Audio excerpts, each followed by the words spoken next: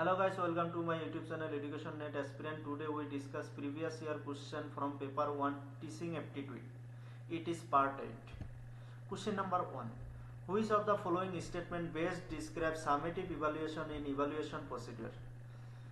नीचे दिया हुआ कौन सा स्टेटमेंट समेटिव इवैल्यूएशन को अच्छे से डिस्क्राइब कर रहा है? Option A, the teacher clarifies the doubt of the students in the class itself. Classroom में टीचर के द्वारा स्टूडेंट का डाउट क्लियर कर देना। Option B, a teacher awards grades to the students after having transacted the course work. Course work खत्म होने के बाद टीचर के द्वारा स्टूडेंट को ग्रेड्स अवार्ड प्रोवाइड करना।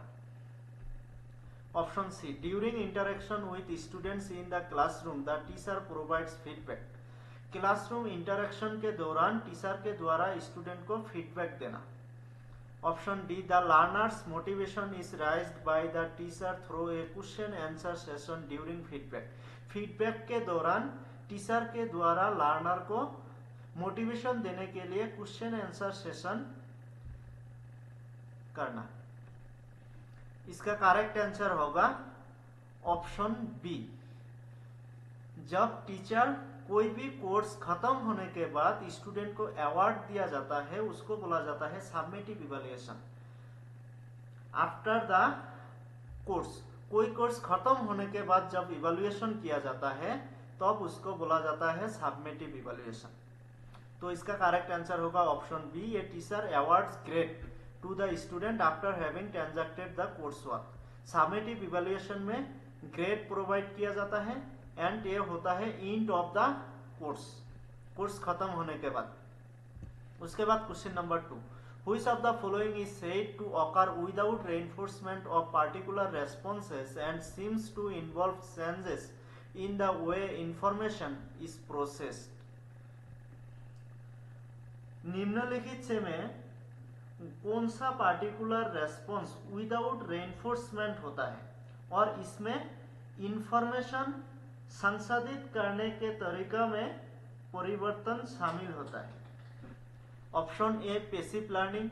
Option B, latent learning. Option C, active learning. Option D, insight learning. देखो इसमें बोला गया है विदाउट रेनफोर्समेंट कौन सा पार्टिकुलर रेस्पॉन्स होता है, तो ए होगा option B correct answer, latent learning. Latent learning without reinforcement होता है और नो रिवॉर्ड, कोई रिवॉर्ड नहीं दिया जाता है फिर भी लर्निंग होता है, उसको बोला जाता है लेटेंट लर्निंग, जो टॉलमैन का थ्योरी में था लेटेंट लर्निंग का कंसेप्ट। उसके बाद question number 3, according to the Brown and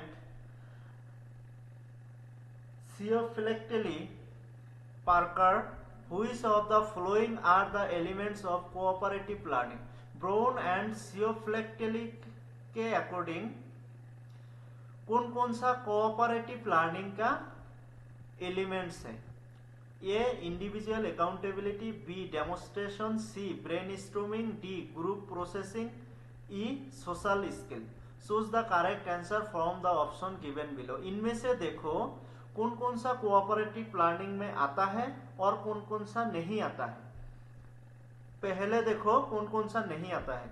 जो सी, ब्रेनस्टॉर्मिंग। ब्रेनस्टॉर्मिंग एक इंडिविजुअल मेथड होता है, ये तो कोऑपरेटिव लर्निंग में नहीं आएगा।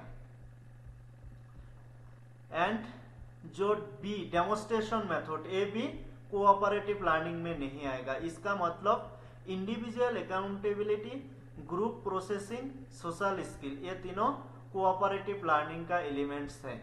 ए, D and E. A, D and E एक ही ऑप्शन में है, देखो ऑप्शन 3, तो करेक्ट आंसर होगा option 3।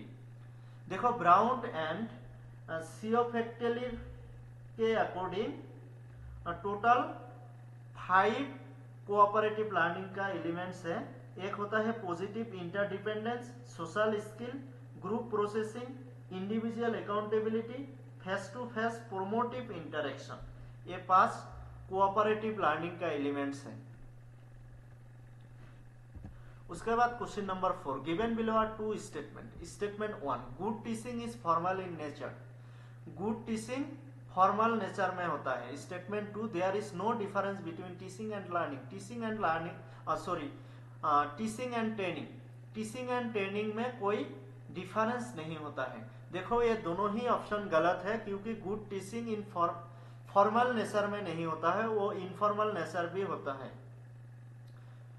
Statement 2, teaching and training के बीच में डिफरेंस है। ट्रेनिंग एक पार्टिकुलर स्किल डेवलपमेंट करने के लिए दिया जाता है, लेकिन टीचिंग का एक वाइड स्कोप है। तो इन दोनों के बीच डिफरेंस है। तो इसका करेक्ट आंसर होगा option B, both statement 1 and statement 2 are incorrect. Option B. उसके बाद question number 5, given below are two statements. Statement 1, in formative evaluation the overall performance of the student are reported to parents at the end of the year. Now formative evaluation में student का overall performance end of the year parents को report किया जाता है। Statement 2, in summative evaluation the teacher clarifies the doubts of the student in the class itself. Summative evaluation में teacher के द्वारा student का क्लासरूम में जो डाउट होता है उसको क्लियर कर दिया जाता है। देखो ये दोनों ही स्टेटमेंट फॉल्स है, क्योंकि उल्टा करके दिया हुआ है। जो फॉर्मेटिव इवैल्यूएशन का डेफिनेशन है वो समेटिव इवैल्यूएशन में दिया हुआ है, एंड जो समेटिव इवैल्यूएशन का डेफिनेशन है वो फॉर्मेटिव इवैल्यूएशन में दिया हुआ है। क्योंकि formative evaluation during the class, during the interaction तब होता है, and summative evaluation end of the year और एंड ऑफ द कोर्स होता है। तो इसका करेक्ट आंसर होगा option B, both statement 1 and statement 2 are false. उसके बाद question number 6, given below are two statement. Statement 1, Swayam is a program initiated by Government of India and designed to achieve the 6 cardinal principles of education policy. स्वयं government of India के द्वारा लिया गया एक initiated programme है। इसका 6 cardinal principles है। It is false, क्योंकि स्वयं गवर्नमेंट ऑफ इंडिया का लिया गया एक इनिशिएटिव है, लेकिन इसका टोटल 3 कार्डिनल प्रिंसिपल्स हैं। ये 3 कार्डिनल प्रिंसिपल्स क्या क्या है? Access, equity and quality.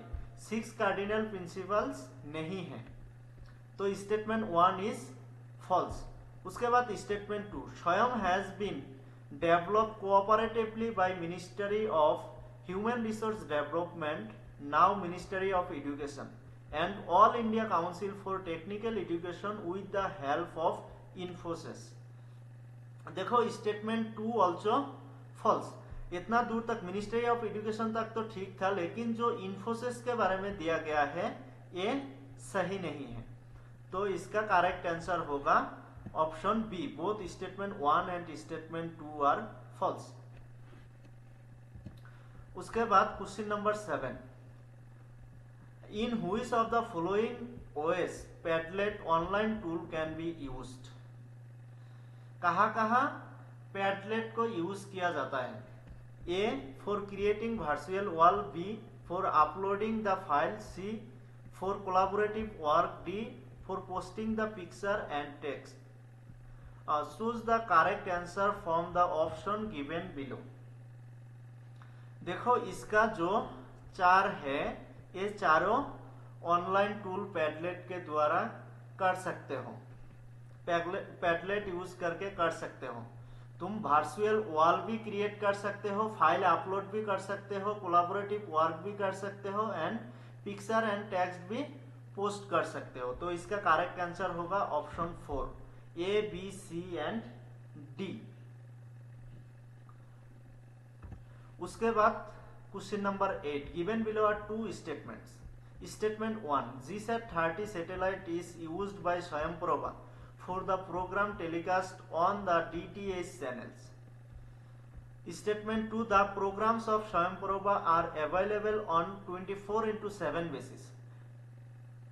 इसमें से देखो फर्स्ट स्टेटमेंट 1 दिया हुआ है GSAT-30 सैटेलाइट यूज किया जाता है स्वयंप्रभा प्रोग्राम टेलीकास्ट करने के लिए। इट इज फॉल्स, क्योंकि GSAT-15 यूज किया जाता है। जीसैट 15 सैटेलाइट यूज किया जाता है स्वयंप्रभा का प्रोग्राम टेलीकास्ट करने के लिए।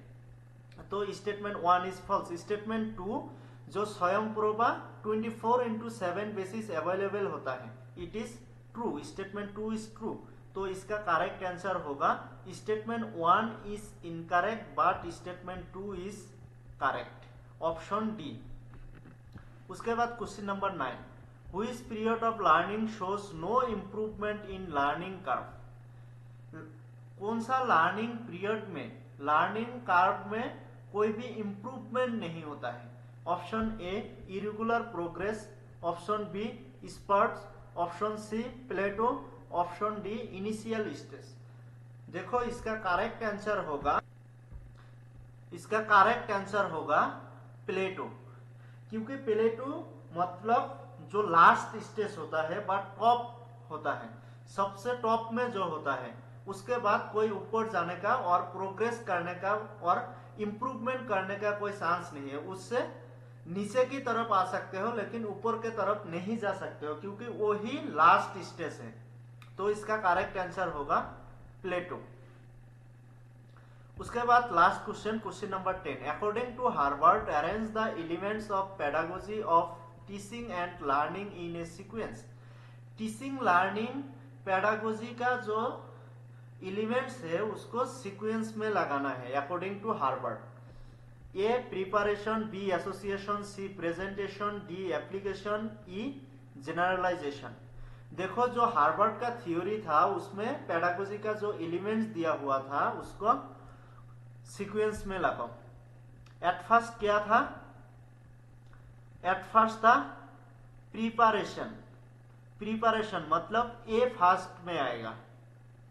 देखो एक ही ऑप्शन में ए फास्ट में दिया हुआ है, तो इसका मतलब इसका करेक्ट आंसर होगा ऑप्शन 3। प्रिपरेशन फास्ट आएगा एंड एप्लीकेशन लास्ट में आएगा। अगर कोई फास्ट का या लास्ट का एलिमेंट के बारे में भी पता है फिर भी आंसर हो जाएगा। फास्ट प्रिपरेशन, देन प्रेजेंटेशन, उसके बाद एसोसिएशन, उसके बाद जनरलाइजेशन एंड उसके बाद एप्लीकेशन लास्ट में। तो इसका करेक्ट आंसर होगा ऑप्शन 3, ए सी बी ई डी। आज के लिए इतना ही। अगर वीडियो अच्छा लगा तो like, share, comment and channel को सब्सक्राइब भी करना।